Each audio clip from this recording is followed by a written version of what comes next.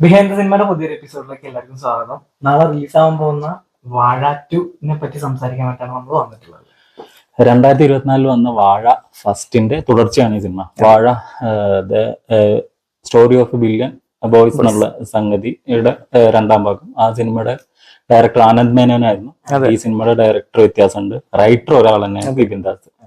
പ്രൊഡ്യൂസേഴ്സിന്റെ കാര്യം പറയുമ്പോൾ നമ്മൾ ലിസ്റ്റ് തന്നെ പറയേണ്ടി വരും. അതുകൊണ്ട് നമ്മൾ അത് ഓരോന്നോരോന്നും എടുത്ത് പറയുന്നില്ല. കുറച്ച് അസോസിയേഷൻസ് കൂടിയിട്ടാണ് പ്രൊഡ്യൂസ് ചെയ്തിരിക്കുന്നത്.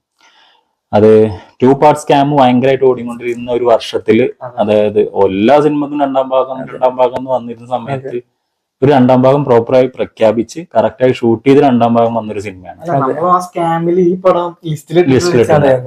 ആരെ വെച്ചാണോ മാർക്കറ്റ് ചെയ്ത് വാഴ ഒന്ന്, അവരാണ് ഇതില് നമ്മളന്ന് വാഴ കാണാൻ കാരണം തന്നെ അത് ഹാഷിറിനെ കാണാൻ വേണ്ടിയിട്ടായിരുന്നു. അപ്പൊ നമുക്ക് നേരത്തെ പറഞ്ഞ പോലെ തന്നെ സബിൻസ് ആണ് സിനിമ ഡയറക്ടർ. പുള്ളിക്കാരൻ ആദ്യത്തെ സിനിമയാണ്. മുമ്പത്തെ പടം പുള്ളിക്കാരനായിരുന്നില്ല, പക്ഷെ ആനന്ദ് മേനോനായിരുന്നു. പക്ഷെ റൈറ്റർ വിപിൻ ദാസ് തന്നെയാണ്. അപ്പൊ ഇനിയിപ്പോ സിനിമയുടെ കാസ്റ്റ് നോക്കുകയാണെങ്കിൽ നമുക്ക് ഇഷ്ടപ്പെട്ട ഒരുപാട് ടീംസ് പടത്തിലുണ്ട്. കാരണം ഹാഷിറിന്റെ ടീം, ഇപ്പൊ മെയിനായിട്ട് ഹാഷിർ, അലൻ, അജിൻ, വിനായക്, ഇവരാണ് മെയിൻ ലീഡായിട്ട് വരുന്നത്. അതുപോലെ തന്നെ കുഡോസ് സിനിമയിൽ വരുന്നുണ്ട്, അമീൻ ഉൾപ്പെടെ എല്ലാവരും വരുന്നുണ്ട്. പിന്നെ സാബിറിന്റെ ടീം, സാബിർ, അർഷാക്ക്, ശബരി, ഇവര് വരുന്നുണ്ട്. പിന്നെ നമ്മള് യുറേക്ക സ്റ്റോറീസ് പുള്ളിനെ എടുത്ത് പറയുന്നത്. കാരണം പുള്ളിയുടെ ആ ഒരു ഷോട്ട്, ആ കൺസ്ട്രക്ഷൻ സെറ്റ് ഷോട്ട് ഉണ്ടല്ലോ, അത് ഒരു ഹാർട്ട് ടച്ചിങ് ഷോട്ട് ആയിരുന്നു. പിന്നെ അവന്റെ ഏട്ടനാരാന്ന് എനിക്ക് അറിയോ ക്ലാസ്സിൽ നിന്ന് ഇറങ്ങി വരുന്ന ഒരു ഷോട്ട്. അല്ല, ഈ വിപിൻ ദാസ് ഒരു പ്രൊമോഷൻ വീഡിയോയിൽ വന്നിട്ട് ദേവരാജിന്റെ പെർഫോമൻസിനെ പറ്റി ഭയങ്കരമായിട്ട് സംസാരിച്ചു. നമുക്ക് യുറേക്ക സ്റ്റോറീസിന്റെ വീഡിയോസ് കണ്ട ആൾക്കാർക്കൊക്കെ നല്ല പരിചയം ഉണ്ടാവും. നമ്മൾ ഹൃദയപൂർവ്വത്തിൽ വരെ കാണുന്നത്. വിപിന്റെ കാര്യം പറയുകയാണെങ്കിൽ പുള്ളി സോഷ്യൽ മീഡിയത്തിലുള്ള ആൾക്കാരെ എങ്ങനെ ഓരോ പടത്തിൽ സെലക്ട് ചെയ്തെടുക്കുന്നുണ്ട്. ഇപ്പൊ മുമ്പത്തെ പടത്തിൽ നോക്കുകയാണെങ്കിൽ ജോമോൻ ഉൾപ്പെടെ, അത് ഗുരുവായൂർ ഉൾപ്പെടെ പറയുന്നത്. അപ്പൊ എല്ലാവരും ഞാൻ കണ്ടെന്ന് വെച്ച് കഴിഞ്ഞാൽ യങ് ടാലന്റ് ആയിട്ടുള്ള ആൾക്കാരെ പിക്ക് ചെയ്തിട്ട് കറക്റ്റ് നല്ലൊരു സിനിമ അവരവരെന്നെ ഒറ്റയ്ക്ക് വന്ന ആൾക്കാർ തന്നെ പറയാൻ പ്രത്യേകിച്ച്. പിന്നെ മ്യൂസിക്കിന്റെ കാര്യം പറയുകയാണെങ്കിൽ സൂപ്പർവൈസറായിട്ട് വർക്ക് ചെയ്യുന്നത് അങ്കിത് മേനോനാണ്.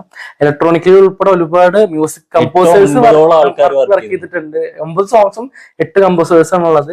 പക്ഷെ എല്ലാവരെയും കൂടി സൂപ്പർവൈസ് അല്ല, വാഴ ഒന്നിനെ സംബന്ധിച്ചിടത്തോളം മ്യൂസിക് ഭയങ്കര ഇമ്പോർട്ടന്റ്. പാട്ടുകളും അതായത് ബാക്ക്ഗ്രൗണ്ട് മ്യൂസിക് ഉൾപ്പെടെ എല്ലാം ഭയങ്കരമായിരുന്നു. പിന്നെ അഖിൽ ലൈലാസ്വരനാണ് DOP ചെയ്തിട്ടുള്ളത്. പുള്ളിയുടെയും ഫസ്റ്റ് വർക്കാണ്. അതുപോലെ തന്നെ കണ്ണൻ മോഹൻ ഭട്ടുള്ള എഡിറ്റ് ചെയ്തിട്ടുള്ളത്. പുള്ളിയാണ് നമ്മുടെ ജാക്ക് ആൻഡ് ഡെയിൽ പറഞ്ഞ പടത്തിന്റെ ഒക്കെ എഡിറ്റർ. ഇപ്പോ ഓരോ പ്രൊമോഷൻ വീഡിയോ വരുമ്പോ നമുക്ക് ഹാഷിർ ടീമിനെ വന്നിട്ട് അജു വർഗീസ് ഒക്കെ വന്നിട്ടുള്ള പ്രൊമോഷൻ വീഡിയോ തുടങ്ങിയത്. അപ്പൊ നമുക്ക് അവര് സംസാരത്തിൽ നിന്ന് അവര് വീഡിയോയും അവരെ പക്വതയും തമ്മിൽ നല്ല വ്യത്യാസമുണ്ട്. അവര് വീഡിയോ കാണിക്കുന്ന ആൾക്കാരല്ല. ട്രെയിലർ വന്നതോടുകൂടി ഉറപ്പായ ഒരു കാരണം എന്താ വെച്ച് കഴിഞ്ഞാൽ അവര് അത്യുഗ്രം പെർഫോമൻസ് ആണ്. ഈ വീഡിയോ കാണിക്കുന്ന മാതിരിയല്ല, അവരൊരു അടുത്ത ലെവല് നമ്മൾ കാണാൻ പോവാണെന്ന് എനിക്ക് തോന്നുന്നു. അജിന്റെ ഒരു ഷോട്ട് ഉണ്ട്, എനിക്കതില വിനായകൻ പറയുന്ന ഷോട്ട് ഭയങ്കര പെർഫോമൻസും ഓരോ ഷോട്ട് എടുത്താ ഹാഷിന്റെ ഡയലോഗ് പറഞ്ഞ ശേഷമുള്ള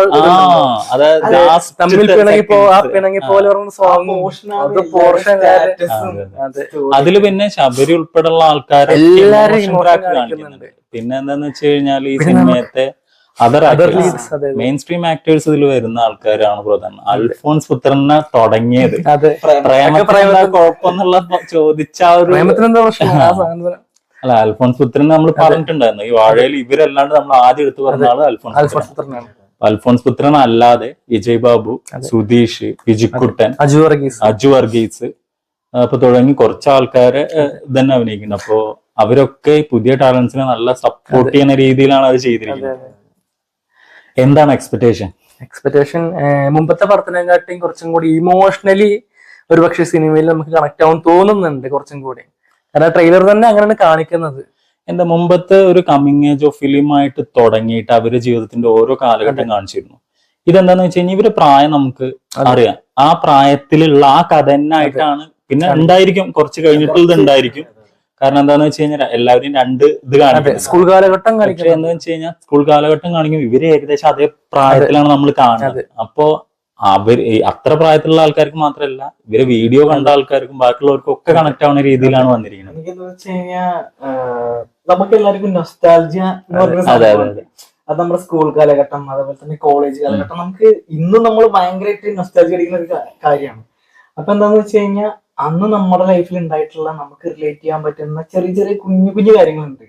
അങ്ങനത്തെ മൊമെന്റ്സ് വെച്ചിട്ട് പോകുന്ന ഒരു സിനിമയാണ്. അതില് ആ സ്കൂളും ആ ടൈമിൽ അങ്ങനെ ഉണ്ടാവുള്ളൂ. പക്ഷെ അതിന് ശേഷം ഇവർക്കൊരു റിയലൈസേഷൻ വരുന്ന ഒരു മൊമെന്റ്, അവിടെയാണ് നമ്മുടെ കിട്ടാൻ പോകുന്നത്. പിന്നെ അതുപോലെ തന്നെ നല്ല സുഹൃത്ത് ബന്ധം കാണിക്കുന്ന ഒരു സിനിമയാണ്. പിന്നെ സുഹൃത്ത് ബന്ധത്തിലുപരി ഇതിലിവര് സഹോദരങ്ങൾ കൂടിയാണ്. കാരണം മുമ്പത്തിൽ കംപ്ലീറ്റ് സുഹൃത്തുക്കളാണെങ്കിൽ ഇതിൽ ഇവരെ അങ്ങോട്ടും കൂടെ ചേട്ടനനിയന്മാര് അല്ലെങ്കിൽ അനിയത്തി ചേട്ടൻ അങ്ങനത്തെ റിലേഷൻ. അതായത് ഇവര് വേറെ ജോലിക്ക് പോകുമ്പോ ഇവരെ സഹോദരങ്ങൾ കൂടി അതിൽ ബാധിക്കപ്പെടുന്നുണ്ട്. അപ്പൊ അതും കൂടി കാണിക്കുന്നുണ്ട്. അത് മാത്രല്ല ആക്ഷൻ സീക്വൻസ്, സിനിമയുടെ ആ ട്രെയിലർ തുടക്കത്തിൽ ആക്ഷനെ കാണിക്കുന്നത്. അത് ഒരു ഇമോഷണൽ സ്റ്റേജിലേക്ക് അവസാനിക്കുമ്പോഴും ആ കട്ട നിലത്തേക്ക് വീഴുമ്പോഴാണ് അവസാനിക്കുന്നത്. അപ്പോ ഒരേ സമയം ആക്ഷനും ഫണ്ണും എന്ന ആ ഒരു ഇമോഷണൽ ട്രാക്കിന് കുറച്ചും കൂടി ഇമ്പോർട്ടൻസ് കൊടുത്തുള്ള സിനിമയായിരിക്കും. ഞാൻ വിചാരിക്കുന്നു വാഴ 1 ആർക്കൊക്കെ കണക്ട് ചെയ്യാതെ പോയോ അവർക്കൊക്കെ വാഴ 2 കണക്ട് ആയിരിക്കും എന്ന് എനിക്ക് തോന്നുന്നു. പിന്നെ വാഴ കുറച്ചും കൂടി അച്ഛന്മാരുടെ കഥയായിരുന്നു.